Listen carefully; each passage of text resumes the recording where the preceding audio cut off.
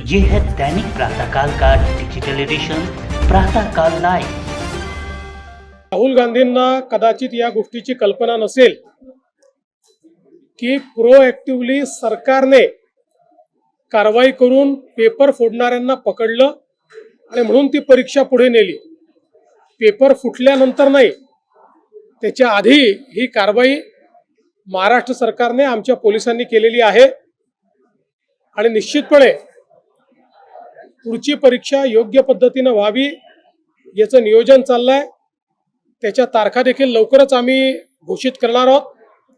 फक्त मला याची कल्पना नाही की राहुल गांधींनी हे ट्विट परदेशातनं केलंय की देशातनं केलंय, कारण ते बहुतांश वेळी परदेशात असतात, त्यामुळे त्यांना सगळी माहितीच असते असं नाहीये। वया दिले त्यांना त्या वयाच्या अटीमधून सूट देण्यात यावी असे 3 प्रश्न केले होते। मला असं वाटतं की या तिन्ही गोष्टींचं उत्तर यापूर्वीच दिलेलं आहे। आपण प्रोएक्टिव्हली कारवाई केली आहे।